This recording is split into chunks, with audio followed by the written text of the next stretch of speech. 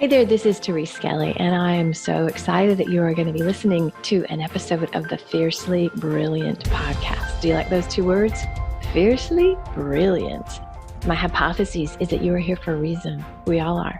Our souls have led us on journeys that have very often taken some twists and turns, and sometimes it's not pretty. Sometimes there's struggle and there's loss and there's challenge, and in the middle of that, there's always a way out. And it's those times that often lead us into our great life and work. So you're going to hear stories in these episodes of myself and other beautiful people that share the journey. They share how they got to the place where they're standing, working in their brilliance, and being the powerful leaders that they are. So stay tuned and enjoy this episode.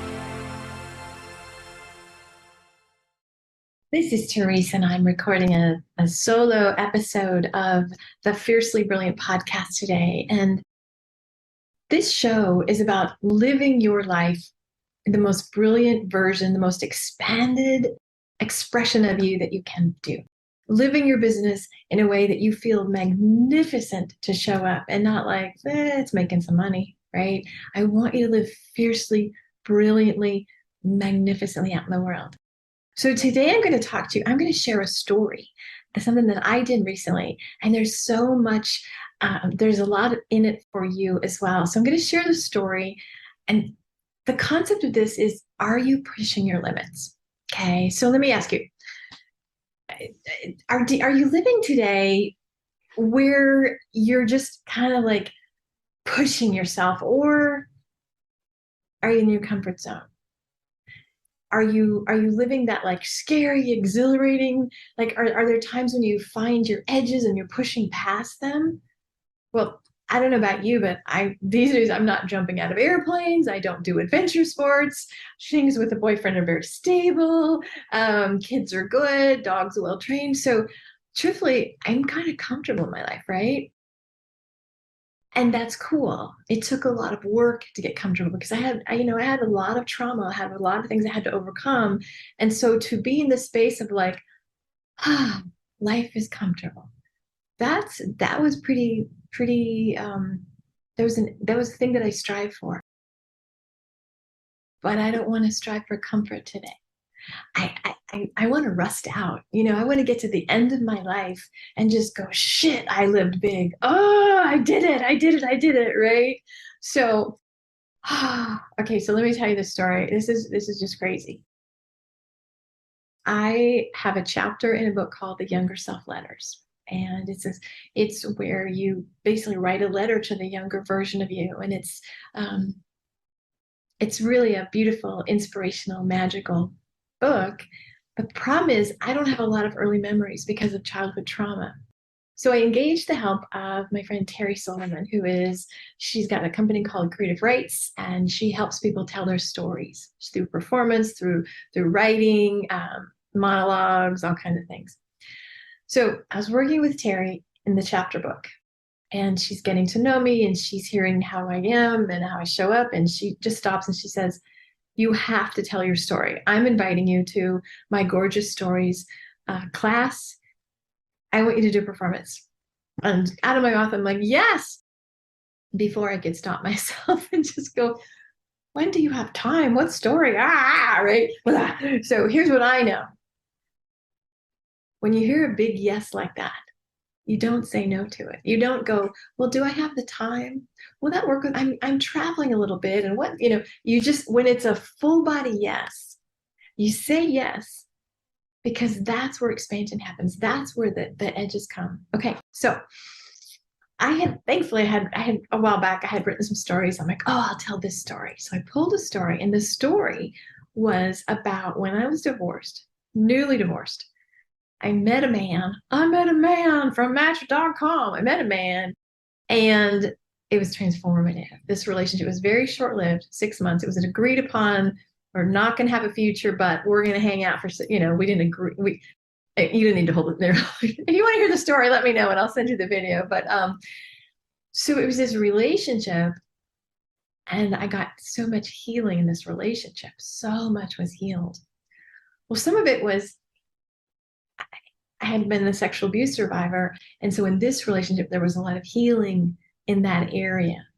There was a tremendous amount of, wow, I can receive more than I've ever been given before. Like this relationship was really like such a pivotal thing. So I decided to tell a story. I go to the first performance class. Now, everybody else is reading their stories because they've written their stories and they're all reading the stories. Well, not me. I'm like, I'm going to perform the story. What the hell? So I show up, I perform the story in their little class, and they give me feedback and things to look at. And so I'm like, okay. And Terry asked the question, why is it important? Why is your story important? And I just want to pause that because if we don't understand what our why is, if we don't understand the purposefulness of these actions, the next steps, it's really easy to give up on it, right? And so what I said, this story matters because I need people to know that they can have a magical sex life. They get to receive all that life has, and life can be good, and they can overcome anything that has happened to them, and they just get to receive and have like yummy stuff, right? People need to know that. And then 5 days later, I wake up, I'm at my boyfriend's house, and I just say, oh God, I can't tell that story. I talk about, it wasn't gratuitous. I'm not talking about sexual things, but it was relationship to, I entered this sexual relationship with this man. And I woke up and I'm like, I can't do it. I can't tell this story. Shit, I've got a performance in a week, right? And then I remembered my why. And therein is the first teaching point. If it's about just ourselves, we will talk ourselves out of it. Because remember, your brain wants to be safe, small, and stuck. My brain does not want me telling the story, meaning the part of the old Therese that was the old version of me that just accepted scraps and crumbs and was shame-based. Shh, no, you don't need more. You're good. It's good enough. Go help somebody else, right? The new expanded version of me knows that I'm here to help a lot of the people, knows that my story is going to influence and inspire and make a difference. So scared Therese has to just shut up and do it. so when I'm like, I can't tell the story, this is scary. So here's the thing, maybe you're not telling a story. Maybe you're gonna create a podcast of your own. Maybe you're gonna try to do something new. Maybe you're gonna say no to something. Maybe you're gonna end a relationship. Whatever it is for you, that's the edges.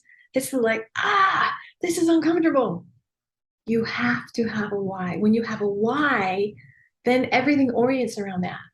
My why was because the women that are listening, the men that are listening, need to hear my hope and recovery message that I'm delivering in this story. It's bigger than me. That was my why.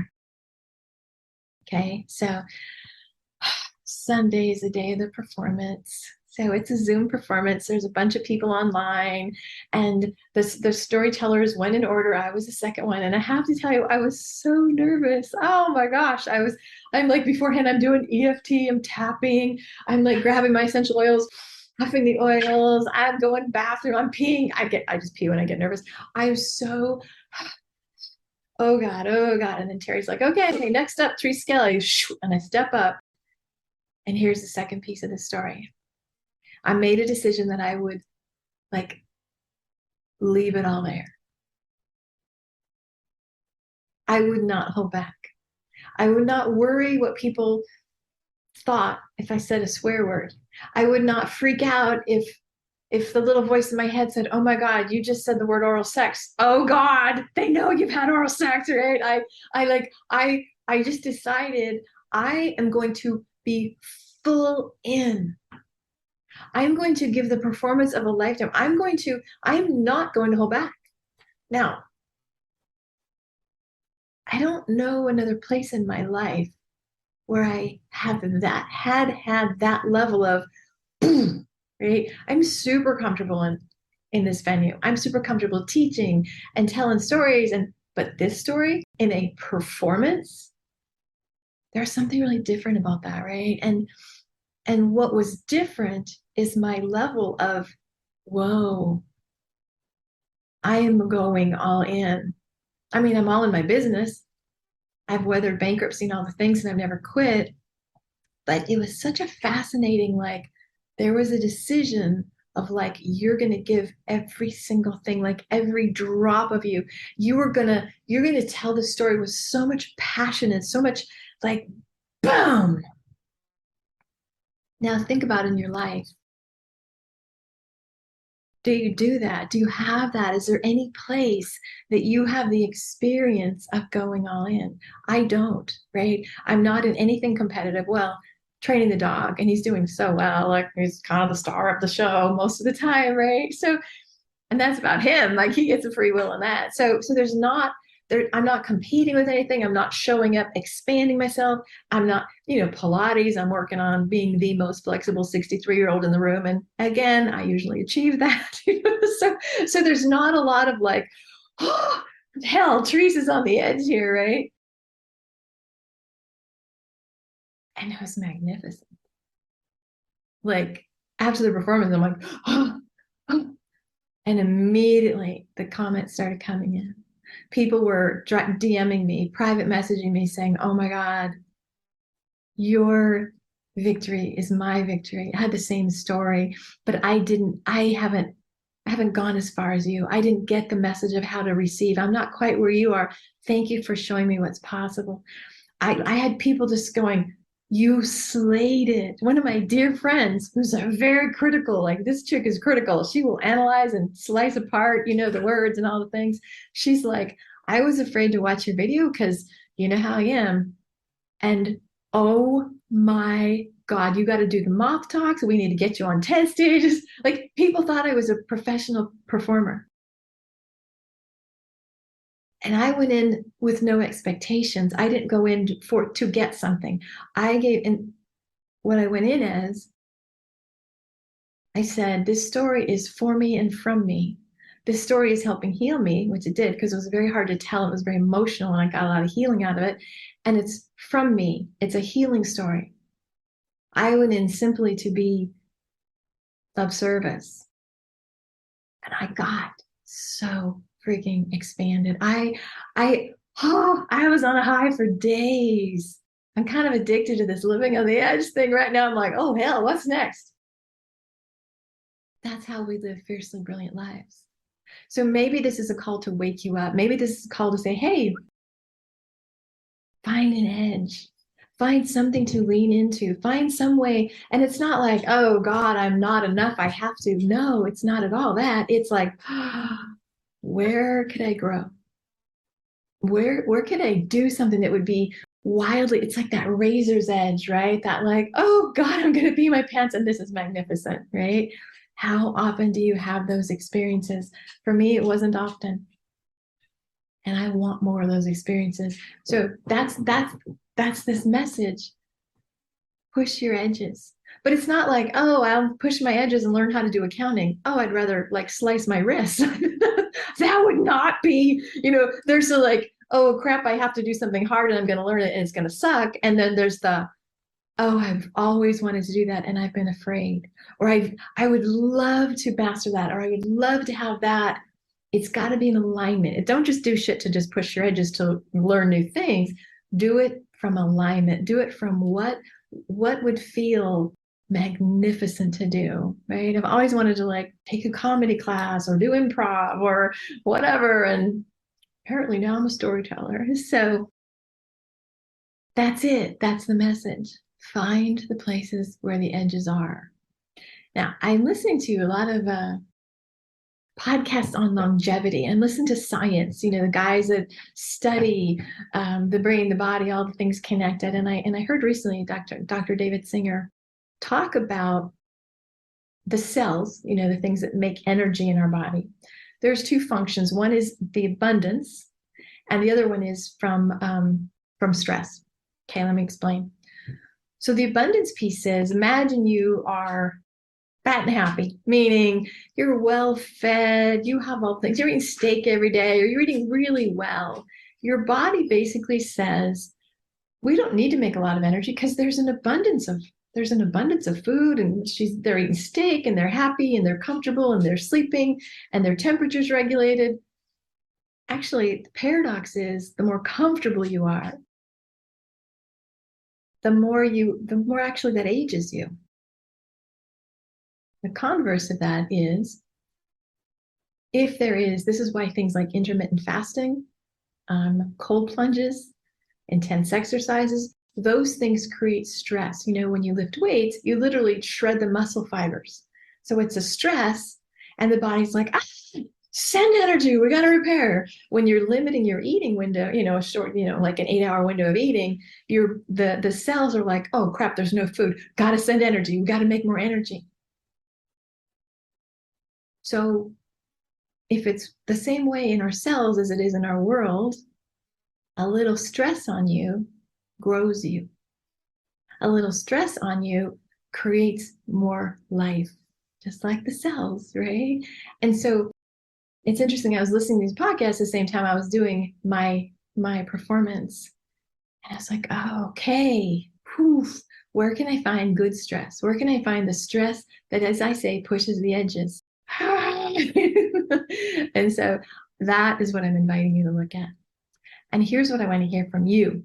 I want you to write me back or message me and let me know what are you doing to push your, maybe you're jumping out of airplanes or scuba diving or going on crazy hikes, or I want to hear what you're doing, because this is like, here's to more life for all of us, right?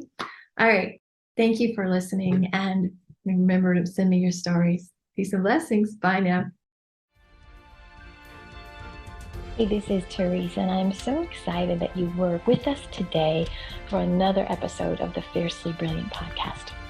You know, if you are inspired to get to that brilliant place, if you heard some wisdom today that made you think, yeah, I need some help in that area, I would encourage you to have a conversation with me. Super simple. You just go to thereseskelly.com/let's connect. It's a no charge, no pressure conversation. And if I can support you to clear the blocks, to really step into that brilliance, oh my gosh, it would be a delight. And I'll be honest with you, we'll just have a great conversation and see where we can take it. Peace and blessings. Bye.